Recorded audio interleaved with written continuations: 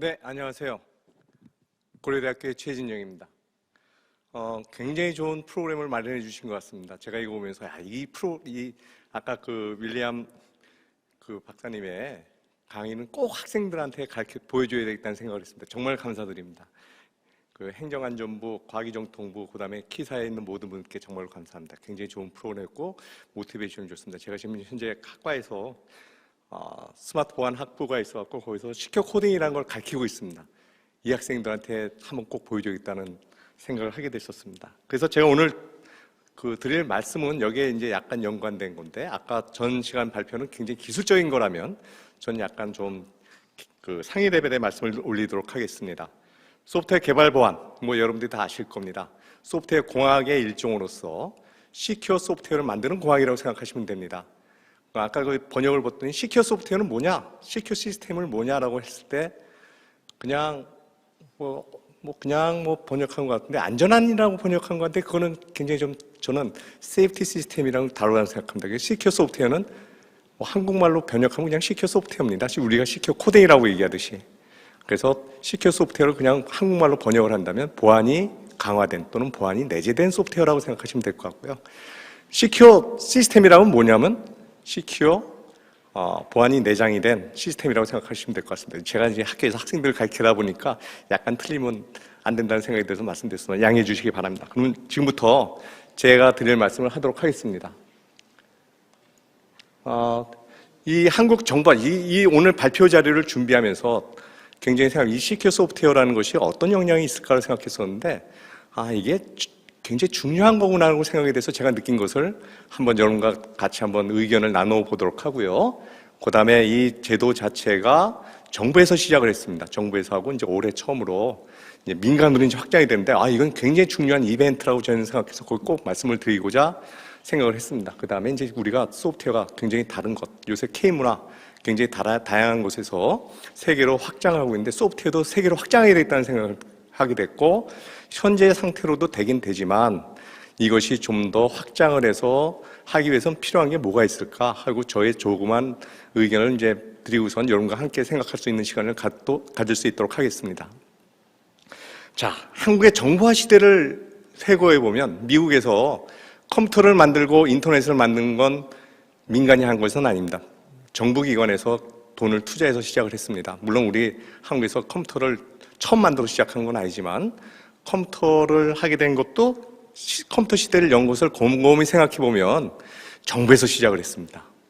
이거 찾아보면서 이제 이거 정부가 먼저 이런 시대가 열리고 있습니다라는 걸 얘기를 했고, 그 다음에 인터넷 같은 걸 보더라도 인터넷도 정부기관에서 공공기관에서 시작했지만 결국은 활성화시키고 저희가 인터넷 강국이 된 것은 정부에서 시작을 했습니다. 그 다음에 이제 민간에 이전이 돼 시작이 됐고, 그 다음에 소프트웨어 개발자, 이걸 또 열심히 생각해 보면 이것도 정부에서 시작을 했구나라는 것을 알 수 있었습니다. 그래서 그것도 잠깐 말씀을 드리고요.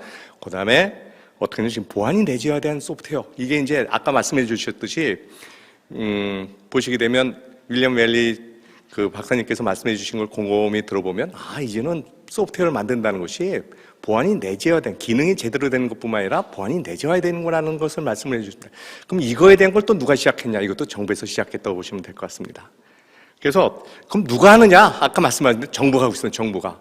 물론 정부의 규제나 정부의 발전하는 것에 대해서 반대하는 것도 있지만, 저는 돈이 들어가서 민간을 부응할 수 있는 것은 역시 정부가 시작을 하고, 그 다음에 그 결과물을 민간에 넘겨주는 것이 굉장히 좋다고 생각을 하고 있었는데, 이 개발보안 제도 같은 경우는 아주 굉장히 전형적인 그런 예가 아닌가 생각을 합니다. 10여 년에 걸쳐서 개발보안 제도를 정부에서 활성화시키고, 그 다음에 새로 알게 된 그런 노하우를 민간에 이제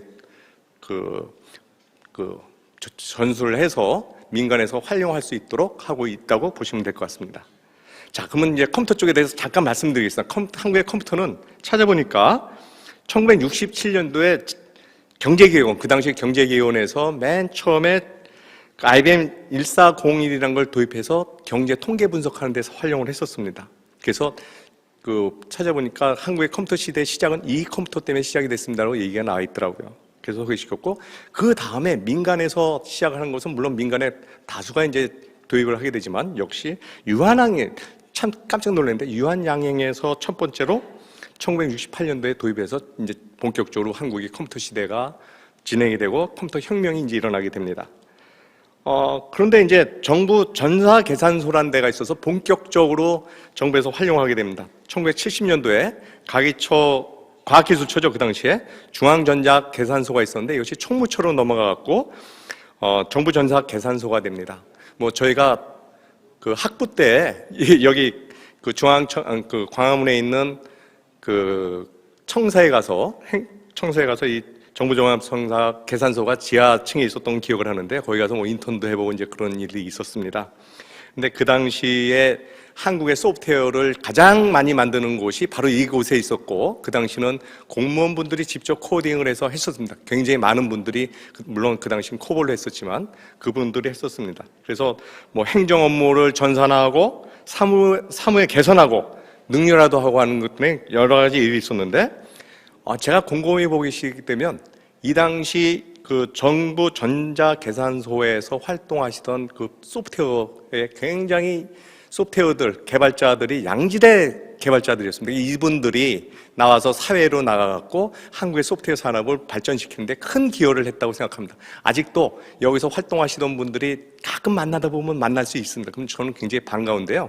이런 분들이 있습니다. 그래서 한국이 소프트웨어와 동시에 컴퓨터 시대로 도입했다는 것을 알 수 있었습니다. 초고속 통신망의 경우, 인터넷 같은 경우도 처음에 1982년도 5월에 한국 전자기술연구소, 현재 에트리에서 정길남 교수님과 서울대학교의 컴퓨터과학과의 조희공 교수님 간에 한번 인터넷을 한번 해보자 그래서 유닉스라는 걸 포팅을 했고 인터넷망을 처음으로 해서 인터넷 시대가 열렸습니다.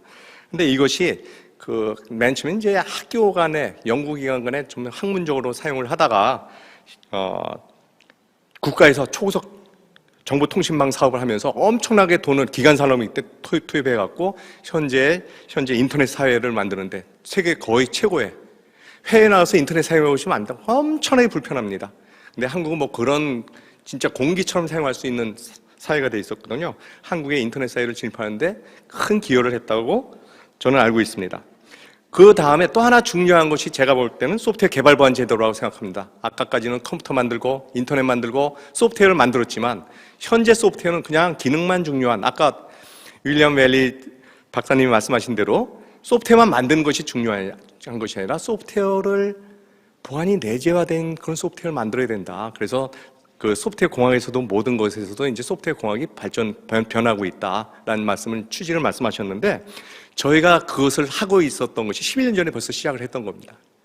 소프트웨어 개발 보안 제도라는 이름으로 해서 시작이 됐었고 이것은 2008년도에 행정안전부와 키사에서 먼저 시작을 해가지고 연구를 했습니다. 맨 처음에 연구를 하고 이걸 어떤 식으로 할 건가 그 다음에 그 용어 같은 것도 알 수 없는 용어였기 때문에 그 시큐어 코딩을 어떤 식으로 용어를 할 거냐 그때 굉장히 하셨던 분들이 굉장히 고민하다 결국은 시큐어 코딩으로 하자. 이건 번역이 안 된다 라고 해서 시큐어 코딩이라고 하게 되고 아마 이쪽 관련된 분들은 다 아시겠지만 위크니스라는 얘기가 아까 뭐 위크니스 얘기도 나왔었는데 위크니스 버그죠. 버그 일종의 위크니스도 뭐라고 번역할 건가 거기 계시던 분들이 1년 년 동안 굉장히 고민하다가 보안 약점이라는 걸 번역해서 지금 사용하고 있습니다. 그래서 이때부터 시작이 돼갖고 그 보안을 내재화된 소프트웨어 만드는 방법론이 중요하다라고 해서 맨 처음 시작한 것이 이제 우리가 소프트웨어를 만들게 되면 코드를 만들게 되니까 시큐어 코딩이라는 제도를 만들어서 활성화시켰습니다. 그래서 이것을 행정부 쪽이니까 행정부 정보 시스템에 적용을 했습니다.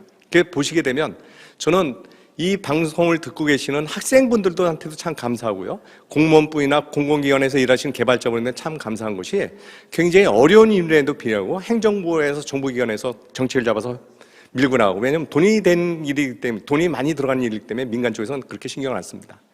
그렇기 때문에 이런 걸 해주셔갖고 상대적으로 한국의 행정 시스템에 대해서 해킹당했다는 것이 상대적으로 한번 잘 보십시오. 그건 나타나지는 않는데 잘한 건 나타나지가 않거든요.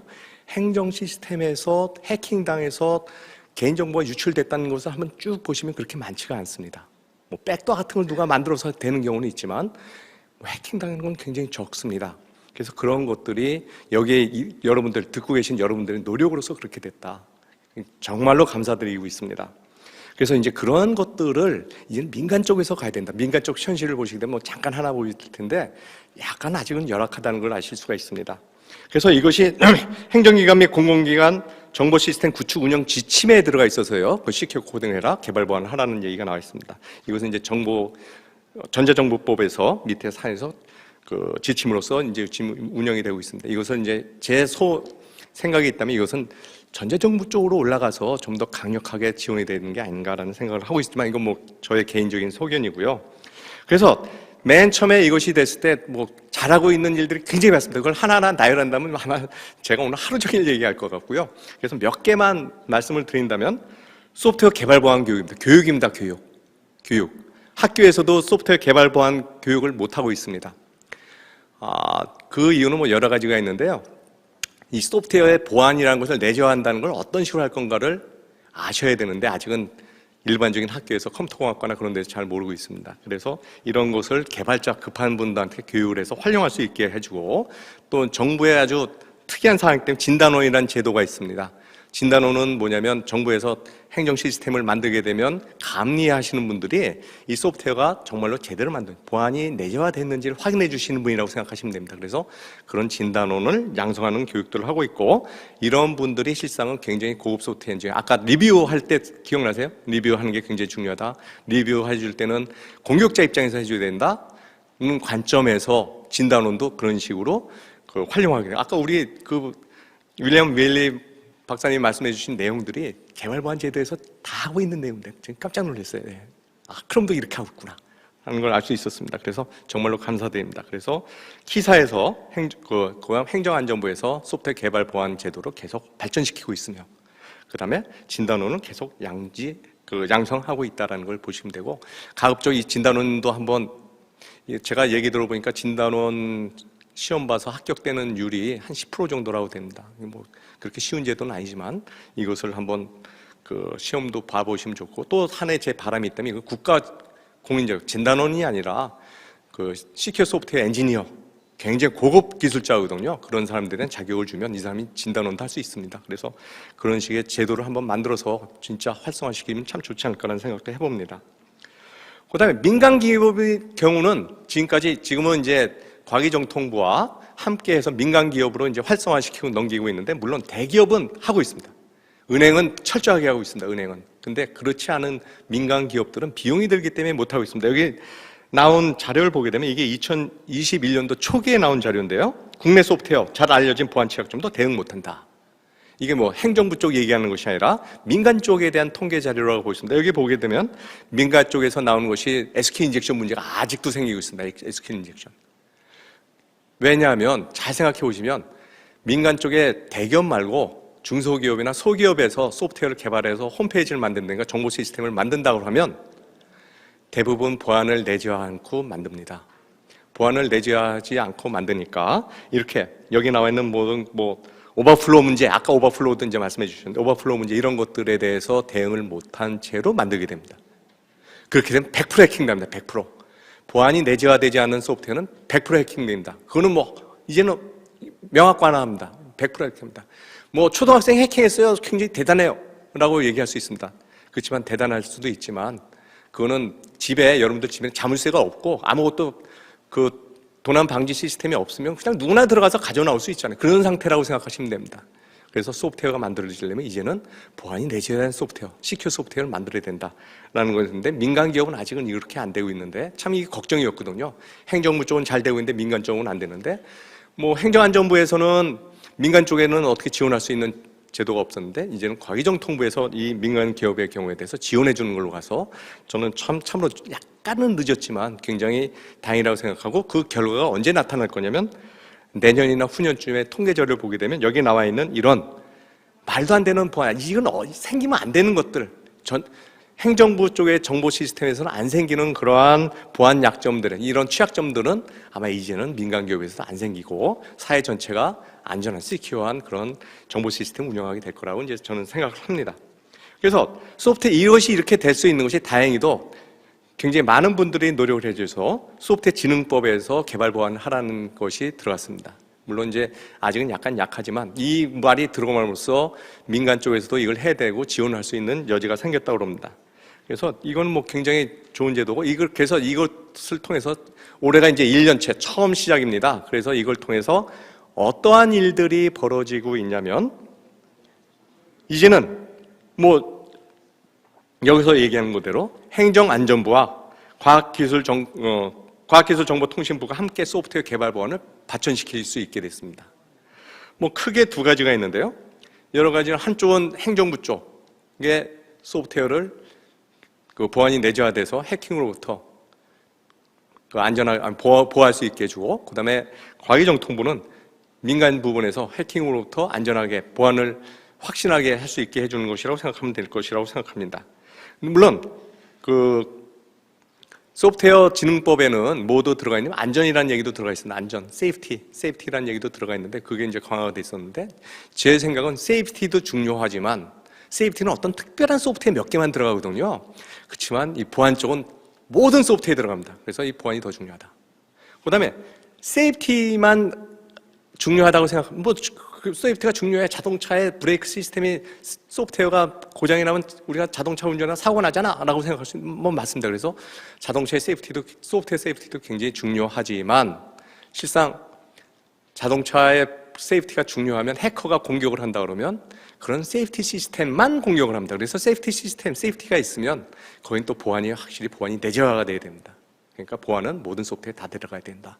저는 그렇게 생각합니다. 그래서 소프트웨어 진흥법이라고 얘기하지만 그거는 시큐어 소프트웨어 진흥법이 돼야 된다고 이제 저는 생각을 합니다. 뭐 그렇게 되지는 않을 거라고 생각하지만 저 개인적으로는 그렇게 생각합니다.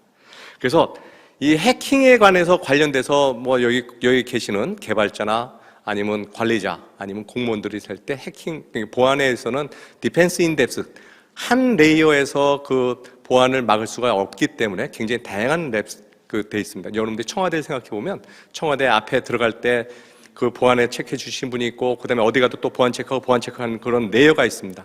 그래서 디펜스 인 뎁스라고 얘기하고 있는데, 소프트웨어 보안은 해킹사의 최후의 보루입니다. 그러니까 이게 뚫리면 무조건 문제가 이제 생기게 돼 있습니다. 그래서 그런 생각을 하시고서 대처를 해주시면 굉장히 좋을 것 같습니다. 그래서 이러한 것이 지금 현재는 정부에서 활성화된 굉장히 다양한 기술들이 교육하는 노하우, 그 다음에 제도에 관한 노하우, 도구, 뭐 행정부에서는 진단도라고 얘기하고 있는데 민간에서는 진단도구가 있는 정적 분석 도구, 정적 테스팅 도구, 이제 그런 식으로 얘기합니다. 그런 도구에 대해서 많이 활성화시켜 놨기 때문에 그런 걸 활용해서 할 수 있는 그런 시스템을 만들어 놨기 때문에 이것을 활용하는데 과학기술정보통신부가 활용하고 있다고 생각하시면 됩니다. 단지 아쉬운 것은 어떤 게 있냐면, 행정안전부는 정보 시스템에 대해서 보안을 강화하는 관점이 있습니다. 정보 시스템에 대해서. 상대적으로 인베디드 시스템에 대해서는 아직은 약합니다. 인베디드 시스템. 근데 인베디드 시스템은 과기정통부에서 좀 더 민간 쪽에서 일어나는 일이 많기 때문에 그 인베디드 시스템에다가 개발 보안 제도를 적용하기는 약간 다릅니다. 왜냐하면 정보 시스템과 인베디드 시스템, 내장형 시스템은 속성이 굉장히 다릅니다. 그렇기 때문에 그거는 행정안전부에서 지원하기는 약간 힘들고, 과기정통부에서 이걸 좀 인베디드 시스템에 대한 개발 보안 제도를 약간 확장할 수 있으면 좋겠다, 변형을 해서 사용할 수 있게 했으면 좋겠다는 생각을 하고 있습니다. 그래서 현재는 대기업은 그나마 잘하고 있으니까 과기정통부에서 여력이 안 되는 중소기업, 소기업에 대해서 지원을 해주고 있고, 그런 지원 같은 것이 소프트웨어 개발 보안 허브라는 걸 만들어서 지금 판교에는 IT에 관련된 기업들이 많이 있기 때문에 판교에 허브를 만들어가지고 여기 와서 도구가 굉장히 비쌉니다. 외산 도구 같으면 뭐 저희 학교에서 지금 교육용으로 쓰는 건 한 카피에 1억 원 정도 하는 겁니다. 물론 이제 학교 라이선스로 해서 이제 교육을 하고 있지만 굉장히 비쌉니다. 그래서 그것이 중소기업이나 소기업에 활용할 수 없기 때문에 이런 데서는 그 도구를 딱 가지고 있어서 중소기업이 우리 소프트웨어를 한번 확인해 보고 싶어요. 아마 정적 분석을 해보고 싶어요. 하면 정적 분석을 하면 거기서 그 진단을 한 다음에 그 정적 분석을 해준 다음에 그 결과에 대해서 해서 이걸 고치십시오. 이거 어떻게 고치는지 잘 모르겠습니다. 이런 식으로 고치면 된다라는 것을 해주고 있습니다. 그래서 이 소프트웨어 개발 보안 허브가 굉장히 아직은 많은 분들이 모르는 것 같은데 잘 사용하시면 회사 내에 있는 소프트웨어에 대한 품질, 아까 보안이 포함된 품질이라는 말씀을 많이 하셨는데요. 그런 품질을 높일 수 있는 기회가 될 거라고 생각합니다. 한번 사용해 보시면 됐습니다. 그래서 이제는 소프트웨어는 작동만 하면 되는 것이 아니라 해킹으로부터 보호가 돼야 된다는 것이 텐데 이제 소프트웨어 속성이 바뀌고 있습니다. 작동만 제대로 하면 돼. 작동이 제대로 되면 뭐예요? 그냥 해커가 들어와서 난장판 피고 나가는데. 그래서 보안이 강화되는 것이, 보안이 내줘야 되는 것이 굉장히 중요하다. 그런 일들을 현재 소프트웨어 개발 보안 허브라는 곳에서 여러분들을 도와주고 있다. 공무원들도 이런 제도를 해서 도와주고 있다고 보시면 될 것 같습니다. 그래서 그 다음에 이제 바라는 것은 우리의 소프트웨어가 지금 굉장히 발전해 나가고 있는데 좀 많이 수출했으면 좋겠습니다. 지금 현재 컨텐트, 좀 한국 난리 아니에요. 그죠? 오징어 게임으로 해갖고. 한국이 세계의 문화를 바꾸고 있다라고 얘기하는데 저는 이쪽에 반려해서 하고 있으니까 한국이 소프트웨어 가상사회를 바꾸고 있다는 얘기가 한번 나왔으면 좋겠습니다. 근데 아직 뭐 보게 되면 한국의 소프트웨어 수출하는 걸 보게 되면 아직은 그렇게 마음에 들지는 않습니다. 한국에 크게 소프트웨어 수출하는 분야가 세 가지가 있습니다. 어떤 게 있냐면 게임 소프트웨어가 있고, 물론 게임 소프트웨어 보안이란, 게임 쪽 보안이라는 특별한 분야가 있고요. 그 다음에 패키지 소프트웨어가 이제 인베이드 소프트웨어를 말씀드리고, 저희가 전자정보과 같은 그런 그 포털 시스템, 정보 시스템 같은 거는 IT 서비스 IT 서비스라고 하죠. 그쪽으로 해서 얘기를 하고 있습니다. 근데 이 수출액수가 소프트웨어 수출액수 보면 아직도 다른 데에 비하면 굉장히 적은데, 실제로 자동차 쪽에 보면 자료에 의하면 머세디스 벤츠의 C클래스의 자동차 가격의 50%가 소프트웨어 가격입니다. 50%가 소프트웨어 가격입니다. 2억짜리 사실 쓴 1억 원 소프트웨어 가격 주셨다고 생각하시면 됩니다. 현재 국산한 F-35, KFX 같은 경우는 물론 F-35의 옵션에 따라서 가격이 천차만별이지만 대충 한 1,000억 정도, 한 대 1,000억 정도 얘기하고 있는데 소프트웨어 가격이 어느 정도 되는지 아세요? 70%입니다. 70%입니다. 그러니까 소프트웨어도 굉장히 중요하고, 저희가 소프트웨어 이쪽만 잘 제도적으로 운영이 된다면 소프트웨어 품질이 확 올라가서 우리가 서비스하고 우리 수출하는데 굉장히 큰 도움이 되지 않을까라고 이제 생각을 하고 있습니다. 좀 더 늘었으면 좋겠어요. 정말요. 그래야 우리 학생들도 신나서 일을 할 거 아니에요. 그죠? 그러면 세계는 현재 어떻게 돌아가고 있는지를 보게 되면, 물론 우리가 발전하는 동안에 세계는 가만히 있었던 건 아닙니다. 가만히 있었던 건 아니고 굉장히 다양한 분야에서 개발 보안이라는 것을 적용하고 있습니다. 표준을 보게 되면 62443이라는 제조업에서 쓰는 표준이 있습니다. 표준은 그 변경된 날짜들이 굉장히 다른데요.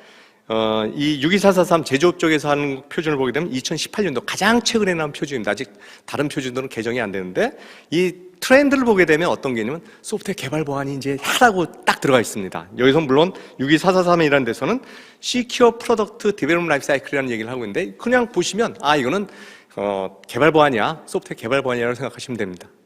그거를 그쪽에 맞게, 도메인에 맞게 활용한 거야 라고 생각하시면 됩니다. 또 여기에 보게 되면 시큐어 코딩 하라고 돼 있습니다. 명시가 돼 있습니다. 시큐어 코딩 해야 돼. 그래서 우리가 제품을 만들어서 해외로 나가려면 시큐어 코딩 해야 됩니다, 이제는. 그 다음에 시큐어 디자인, 설계 보안을 하라고 돼 있습니다. 어떤 식으로 해? 라는 것이 돼 있습니다. 그래서 이 제도, 지금 행정안전부나 이쪽에서 만든 그 기술 보안이 우리 행정부 쪽에서 쓰는 것이 아니라 국가 소프트웨어 산업에 엄청난 영향을 미친다고 생각을 하시고선 좀 관심을 두고 도움을 주시면 감사하겠습니다. 그래서 이런 것뿐만 한 예, 예는 굉장히 많이 있는데, 한 예가 이런 표준에 이제 들어가기 시작한다라는 것이고요. 그 다음에 미국 같은 데서는 이 소프트웨어 개발 보안이 도메인마다 다르거든요. 그러니까 하나에 갖고선 이걸 모든 도메인에 써라고 얘기할 수가 없으니까, 여기 나와 있는 대로 그 리스트에서 SSDF, Secure Software Development Framework이라고 해서 하나 골격을 만들어 놓으면 각각의 분야에서 갖다 쓸 수 있게 그렇게 리스트에서 이건 확정된 겁니다. 쓰라고 요구하고 있습니다. 그래서 우리도 이런 식으로 좀 프레임워크 같은 거에서 한국 실정에 맞는 걸 만들어서 좀 했으면 어떨까라고 생각을 하고 있습니다. 그러면 이제는 세계로 가야죠. 물론 지금 현재로서는 세계로 가는데 미약하다고 생각합니다. 그렇지만 우리가 할 것들이 아직은 좀 더 있다고 봅니다. 이것이 소프트웨어 개발 보안 제도를 아직은 약간 이 책자 갖고서 강의를 하고 있는데, 개발 보안 책자 가이드 갖고서 강의를 하고 있는데 약간 미약한 점들이 있습니다. 그래서 그걸 좀 더 보완하고, 아니 첫 술에 배부를 수는 없으니까 개발하고, 그 다음에 가이드를 계속적으로 개편하고 있습니다. 굉장히 잘하고 있습니다. 2017년도에 나왔다 2019년도에 개편됐고, 아마 제가 알기로는 2011년도에 개편되는 걸로 알고 있는데 또 이제 개편돼서 나올 거라고 보고 있습니다. 설계 보안 굉장히 확장해야 되고요. 그 다음에 소프트웨어 개발 보안 방법론에 대해서도 아까 말씀드린 대로 내장형 시스템과 그 정보 시스템이 다르니까 좀 다르게 나갔으면 좋겠다고 생각을 하고요. 이젠 도구가 굉장히 중요하십니다. 현재는 진단원 제도로 해서 도구를 한 사람만 쓰게 되는데 개발자가 실상을 써요. 민간 쪽에서는 진단원 제도가 없으니까 그 개발자가 사용된다. 그래서 저희도 시큐어 코딩 학부 학생들한테 갈 때 도구 중심으로 하고 있습니다. 도구 중심. 사람의 한계를 넘어가기 때문에 그 도구를 해야 된다. 그렇지만 가장 중요한 건 여기 이것을 듣고 계신 학생 여러분들은 미래에 대한 책임을 짓고 있고요. 지금 여기 이 분야에 대해서 계시는 공무원들이나 아니면 공공기관에서 관리하시는 분들이나 아니면 진단원 이런 분들은 한국의 현재 보안에 대해서 사이버 보안에 대해서 책임지고 있는 분들이기 때문에 항상 생각하셔야 될 건 뭐냐면 소프트웨어 개발 보안을 적용하는 것은 무조건 해킹당한다. 무조건 해킹당한다. 꼭 적용해야 된다. 물론 그것도 제대로 적용을 해야 된다고 생각하시면 될 것 같습니다. 그것이 부탁드리고 그렇게 한다면 저희가 발전해서 어느 때가 오면 우리 문화 콘텐츠가 세계로 빵 터지고 나왔듯이 소프트웨어가 보안에 그 내재화된 그런 한국형 소프트웨어가 어느 순간에 가면 빵 터질 거라고 저는 생각하고 있습니다. 네, 이것으로 마치도록 하겠습니다. 감사합니다.